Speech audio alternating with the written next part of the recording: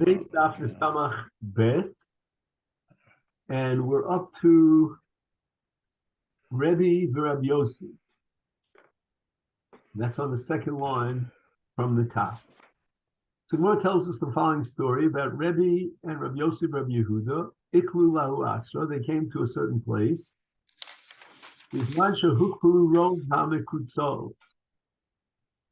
And we said that as far as hefker is concerned, there's a halacha that if rov hamekutzos were hukpulu, that means they folded up their knives that they used for harvesting the te'enim. At that point, there's a hefker, and it's potem in a masechet.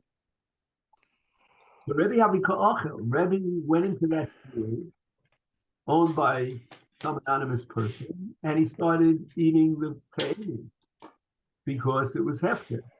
But Rabbi Yossi, Rabbi Yehuda, he hesitated. He was inhibited about it. Also, Moron means the Balabayas, who owns this field of fig.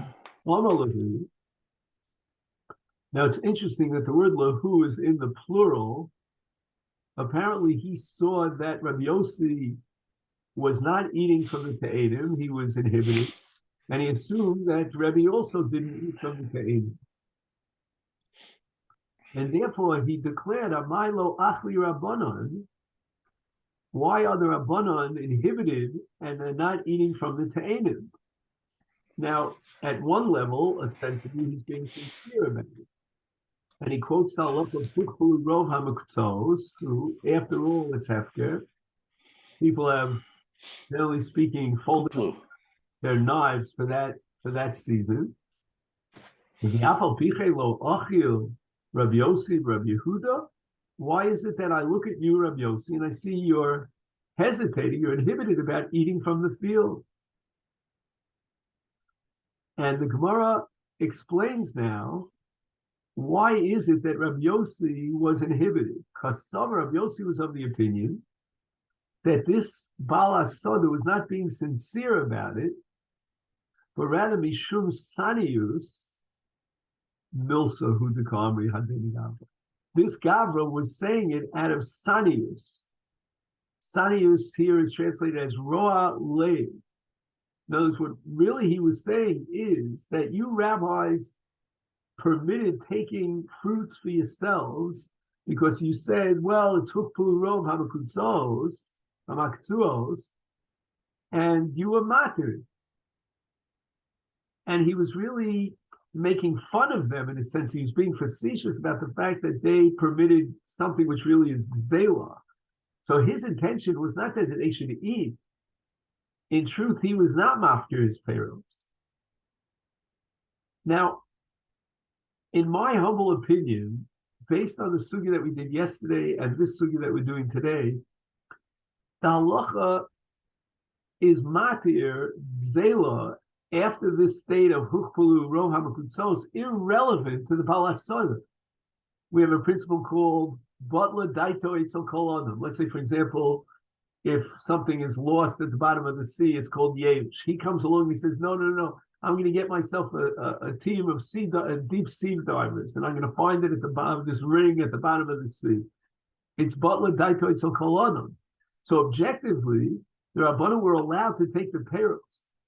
Rabbi Yossi was being machmir based on his own acceptance, what we call midas chasidus lefnim mishur sadin, because he felt that on the one hand there's objective hefker, but on the other hand this particular field owner is not interested in being machmir his payroll. So he felt that in the eyes of the spectator it looks a little bit fishy that he should start helping himself to the te'enim, when in fact the Baal HaSoda was never mafkir the te'enim. But this was all, in my humble opinion, I'm not sure if I'm right, this was a chumrah that Rabbi Yossi, Rabbi Yehuda accepted upon himself.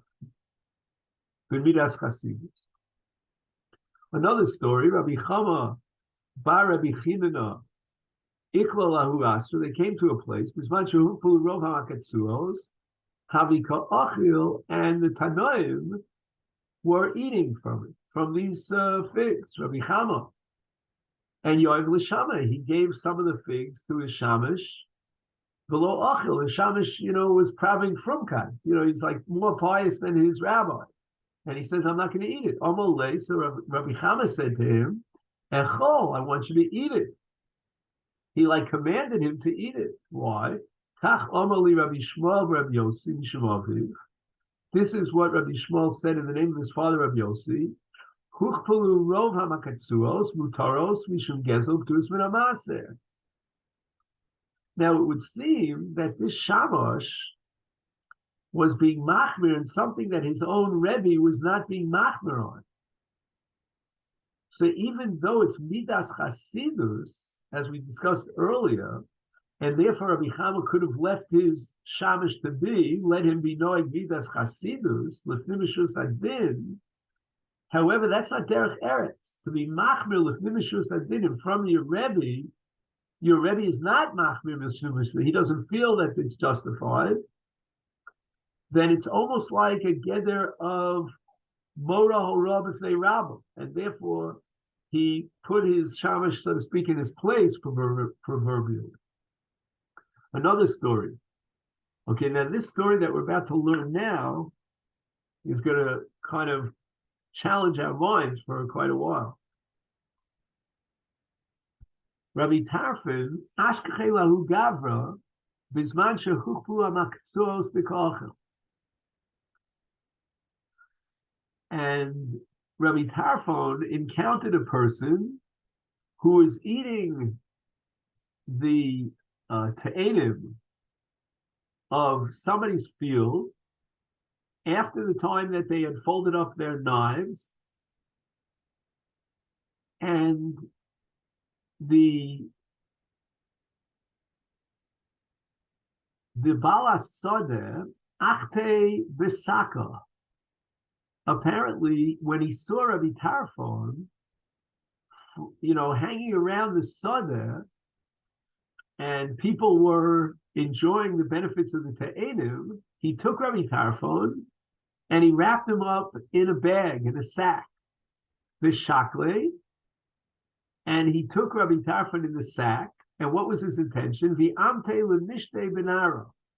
Amte means he had in mind, his intention was l'mishte benahar, to throw him into the sea, basically to murder him. Omar Los, Rabbi Tarfon identified himself. Oilo l'tarfon shezehargo. Shamahu gavra. Now this person who wrapped up Rabbi Tarfon in a sack realized, by hearing Tarfon's cry, that this is the great Rabbi Tarfon, the Gadol Hador. Shavke, he let him alone. The Arat, and he ran away. During the entire balance of the life of Rabbi Tarfon, Rabbi Tarfon was upset al davar zeh, as a result of this episode, because Omar declared, "Oily, woe to me, shedishtamashti b'kisra shel Torah, that I saved my life by using kavod Torah, the crown of Torah." And the halacha is that a person is not allowed to benefit personally from kavod Torah. That's called being mishtamish b'kisra shel Torah. And the Tiferes Tzion on the Mishnayos explains that Rabbi Tarfon should have used money and tried to ransom himself out free instead of using his kisra shel Torah.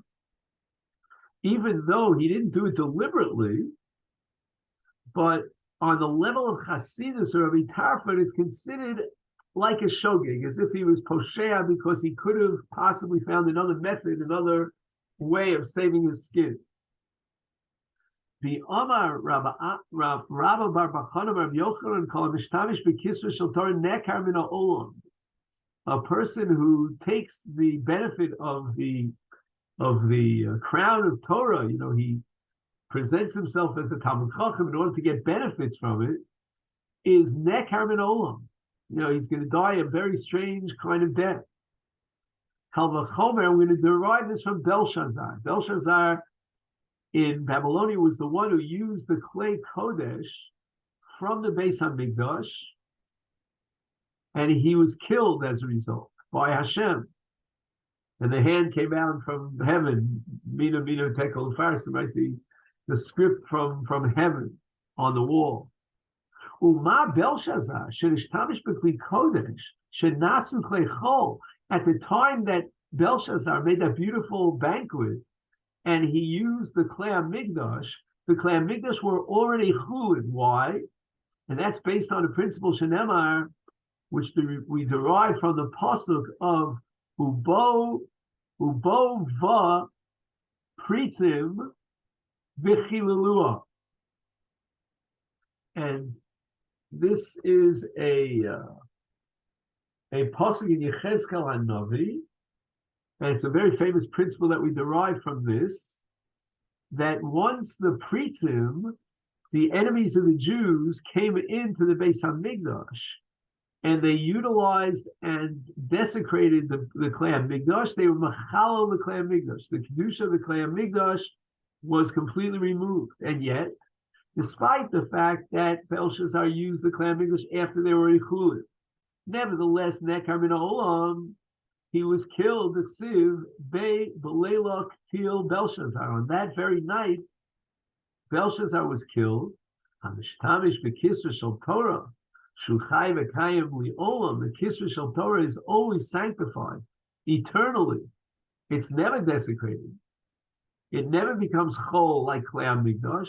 Alachas kama v'kama. How much more so will the person who uses the Kisra Shel Torah for his own purposes be nekar min olam?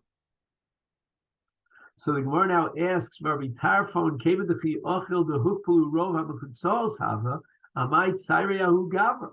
Let's understand, why did that person want to kill Rabbi Tarfon if it was after Hukpulu Rov HaMechutzos? It was mutter at that point to take the Te'enim. So the Gemara answers, Mishum Dahu, that person, Havigavni Le Inve Kula Shaita. There were constant gazlonim that were coming into his field, stealing his grapes, and this person was looking high and low. Who is this ganav that constantly comes in, breaks into his field, and steals his grapes? Came into Ashkelon and he saw a person, he didn't identify him, and this person was eating in his field. Savar, he jumped to the gun, and he came to the conclusion, I knew the ganav, this is the ganav himself. And I got to finally get rid of this ganav. So the Gemara asks, if the Baal HaSoda was suspicious of Rabbi Tarfon that he was stealing his payros for the whole year round, is Amai Tzir Nachshe. Why was Rabbi Tarfon so mitztayer on the fact that he used the Kisra Tel Torah? He says that there was no other way that he could save himself. He had to save himself by identifying himself as Rabbi Tarfon. There was no other possible alternative method. If the Baal HaSoda was not makbid on him, that he was the ganav that constantly came back to steal his payros, then you could say that Rabbi Tarfon could have found an alternative way of saving his skin. He didn't have to use the Kisra Shel Torah to wave that flag, but he could have said, you know what, don't get angry at me, because it's already after Hukpulu Rov HaMechutzos, and the Tatum are hefker, and even if this man would not accept him, but nevertheless he can start paying him off and giving him bakshish, because he's only stealing from him a couple of figs, so he can buy his way out.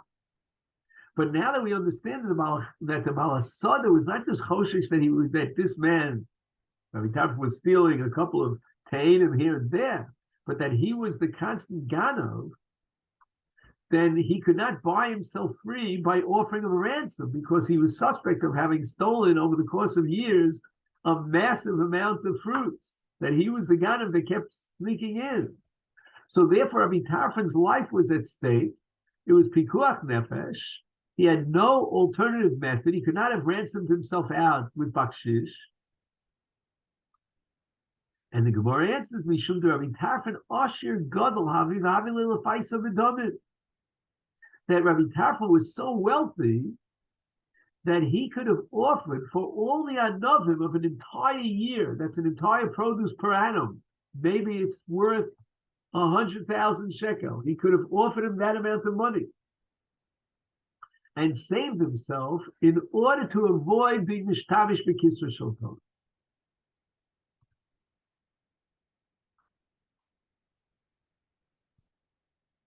And now we enter into an Agadah. Tanya, we learned in the Brisa, the pasuk says in the Varam Perek Dalet, Perek Lamed, Li'avas Hashem l'kecha l'shmo b'kol olam dovka bo. So it seems that Avas Habore is what the Torah wants. And that's Lafuke, to exclude Avas Atzmo. Shelo Yomar Adam, a person shouldn't be motivated to study Torah. Why? Because Ekra, I'll study Torah. Kadeshi Yikra'uni Chacham, I'll be considered a great scholar. And I'll get a lot of honor and covered for this. Eshne, I should learn all sorts of Chidushay Torah and Pirushim. And Torah Shmal Peh Kadeshi Yikra'uni, Rabbi, I'll get the title Rebbe. And who knows, if I'm a Rebbe already, they'll hire me and they'll pay me. They'll give me sustenance. A person should not say Hashanim, I'll study the Torah and teach it to others. That they'll put me as the Rosh Hashiva. Ella, but rather the pasuk says, "Li avas Hashem Elokecha lamad mi ava," be motivated to study Hashem's Torah from Ava, l'shem shamayim. The sofa covered level, and either the covered will come at the end or it won't come. And therefore, the motivation here has to be Ava, l'shem avas Hashem. Now, since he has to learn the Ava, not for the sake of kavod, why does the Tana have to finish up and say sof kavod lava? Ma'naf Kamina. Why is it important that we know this? So on the Agadita, in the Ein Yaakov, we have a pirush called the Eitz Yosef, and he says that there are two categories of kavod. There's kavod coming from the world, that the world will give him kavod, and then he says there's kavod she'eno li'enei anoshim, but rather it's his own kavod that he feels towards himself. And this is what the Tana wants to tell him. Don't worry about kavod that's coming from others. That's not meant to be to score Richter points on your scale, and that shouldn't be motivating you, but rather the kavod of atzmo, that you yourself reach the level of Asek Torah Lishma Mi'avaso, and all the Olam Hazeh doesn't mean anything to you. That's called Sof Kavod Lova. He writes, Al Yideshi Yaso Harbe V'Torah Mi'ava Yovo Yoser Kavod Zeharotzu. He'll get to a different kind of kavod, not the kavod of acherim from others, but rather kavod atzmo. He'll feel that he's achieving a great goal of coming close to Hashem with love. And that's the eternal kavod. It's not a kavod amaduma. Shenemar, the pasuk says in Mishlei, Kashreim, tie the words of Torah, let's bosecha, those you should hold on to them tight. Kasreim aluach libecha, inscribe them on the tablets of your heart. And all this means that you should have a tremendous connection, a dveikus in divrei Torah, lilmod v'lasos ulalame, to teach others, not fa'anos atzmecha. The Omer, the pasuk says in Mishlei, Drochel darchei noam, Yom Reitzchayim ilamachzikim bo v'somchel v'yushon. All these psukim support the conclusion of the Tana that self-covered love, that you will be proud of yourself. It's a self-inherent cover. Rabbi Elazar, Rabbi Tzadok Omer, Asay dvarim l'shem Paul. You should do all that you do, not because you want to benefit from them, but rather l'shem shamayim, l'shem HaKadosh Baruch Hu, He commanded you to do them. V'daber b'hem l'shmam. And all your speech should be speech of divrei Torah, for the purpose of Torah, in order to understand the Torah, and not to be a balgaiva, to be makanter and show others how much you learn. Al taseh matorah lisgadol b'hem. Don't use the Torah as a crown for your head. The purpose of your limud should never be to become greater and greater and receive covet from others. And don't make the study of Torah into a shovel that you use to dig in the ground. And this is a simile for Parnasa, that somehow through the Torah people will pay you a salary, and then like the shovel that digs into the ground, and then you can plant in the ground, seed it, and then you grow things. You will be able to get a lot of money for it. And again, coming back to Belshazzar, Kal v'chomer uma Belshazzar, shelo nishtamish al b'lei kodesh shenasu klei chol, because bo priest of Chelua, Nekar ben Olam, he was killed. How much more so mishtamish bekisra shel Torah, which is li'olam voed, chai v'kayim, is alachas kama v'kam. Omar Rava. Rava says there is a situation in which you're allowed to tell others and reveal your Maila in Torah. And it's not included in the Isa that we formulated till now. Shari Leilinish, it's permissible for a person, lo duye nafshe, to identify himself as a Talmud Chacham, the Asr bilo yadele, if he's in a place where they don't recognize him. And all this is to avoid what we call zilzul b'kvodo. So it's not that he's asking for kavod. It's not that he's desiring the glory and the honor and the respect, but rather he doesn't want to zilzul b'kavod. Because his kavod is the kavod Torah. And if there'll be mizalzel in the kavod Torah, then he will be punished for that. And by maintaining his anonymity in this case, they'll come to be mizalzel in him, and it could be that they'll be punished, and then he'll be punished for the fact that they'll be punished. And all this is based on a pasuk in Malachim al Chsiv, when Ovadia says to Eliyahu Hanavi. Now here we need a little bit of a background here, the context of this pasuk. During the time of Achav, Melech Yisrael, there was a great deal of idol worship. And as a result, there was a drought in the land, as Eliyahu Hanavi had prophesied, and there were no Geshamim.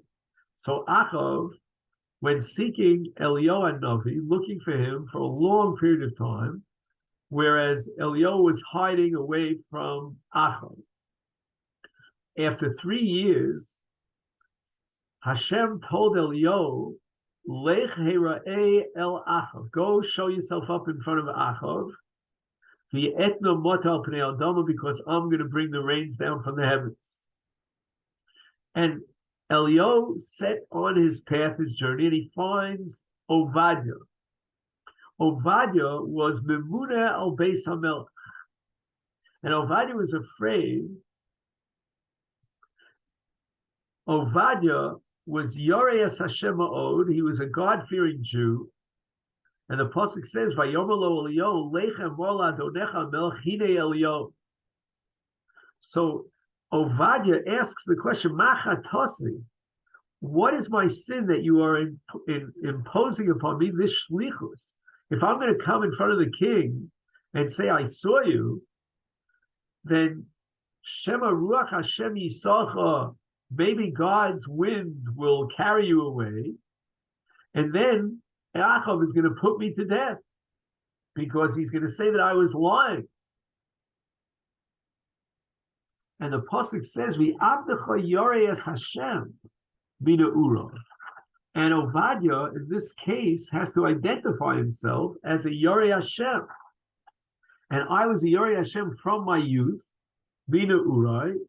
And then the rest of the pasuk reads, Halo hugad ladoni es asher sisi, and he goes ahead and he tells, Eliyahu Hanavi exactly all of his accomplishments. And this was necessary because he had doubts whether Eliyahu actually recognized him, whether he identified him. And therefore he was allowed to reveal to Eliyahu that he was a Yirei Hashem, because otherwise Eliyahu might put his life, meaning Ovadiah's life, into danger. And now the Gemara raises the following objection to Rav. Ella, if you're telling me, Rav, that you're allowed to identify yourself as a Talmid Chacham when people don't recognize you, is Kasha to Rabbi Tarfon. Why did Rabbi Tarfon spend the entire balance of his life in a state of tsar? Because he had no right to notify the so-called Rotzeach that he was the great Rabbi Tarfon. And the Gemara answers, no, you misunderstood. Why was Rabbi Tarfon upset? The Usher got not that it was prohibited for him in general to identify himself, but rather, since he had another method, and he didn't have to identify himself, he could have avoided using the Kesef Shel Torah because he was a very wealthy person and he could have ransomed himself out. That's what upset him. Rava asked the following apparent contradiction between Psuk and Ksiv. With regard to Obadiah, as we saw, he said to Eliyahu, and you're allowed to identify yourself as the Yirei Hashem. Uksiv. And the Pasuk says in Mishlei, Yalelcha zar v'lo picha, meaning others should sing your praises. V'lo picha, but you're not allowed to praise yourself. So how is it that Obadiah was permitted to identify himself as a Yirei Hashem? It violates the V'lo picha. Rava answers, Han, when is it asur for a person to laud himself? That's the asur the other way, where they recognize it. But when is he allowed, like in the case of Obadiah, to be Meshabech himself? That's the asur de lo yodele. They don't recognize him, they don't identify, as we saw above. Amar Rav, Shari le litzuri mirabbanan l'meimer, a Talmid Chacham is allowed to declare when he comes in front of the Dayanu, tzuri mirabbanan ana. What does he benefit from by identifying himself to the Dayanu? Shruli tigrai bereshe. You should paskin my din first. Why? Because I should not be batel from limud Torah, and if I'm going to wait around until you first judge others, then I'm going to lose a lot of Torah learning. And the question is, why is a person allowed to do so?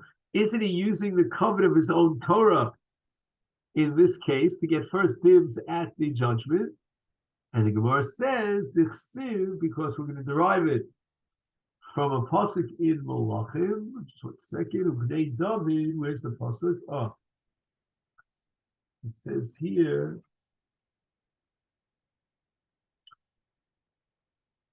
Oh, it's actually in Shmuel. My mistake. Ubnayahu ben Yehoyada va'kresi va'plesi ubnei David kohanim hayu. The Bnei David came from Shevet Yehuda. They weren't kohanim. So what does the pasuk mean? It means that sometimes the Talmid Chacham has the status and the din of a Kohen. Ma Kohen noto merash. The Kohen gets first, because the pasuk says v'kidashto. Is af Talmid Chacham noto merash, and therefore he has rights to demand that they paskin his din first. And in that sense, the Talmid Chacham has the din of a Kohen. We have this also in Kriyas HaTorah. In any event, for Kohen be known. How do we know that a Kohen himself comes first in a din Torah? The Chsiv, the pasuk says, "Vayikach chaval v'kidashto ki es lechem Hashem Elokechu makri." Utana devei Rabbi Shmuel v'kidashto lechol dorish v'kedusha. That we have mocked him for anything that has to do with kedusha, and kedusha here means kavod. We give him kavod first, and that's the mitzvah that's incumbent upon us. V'kidashto, to be mechabed a Kohen.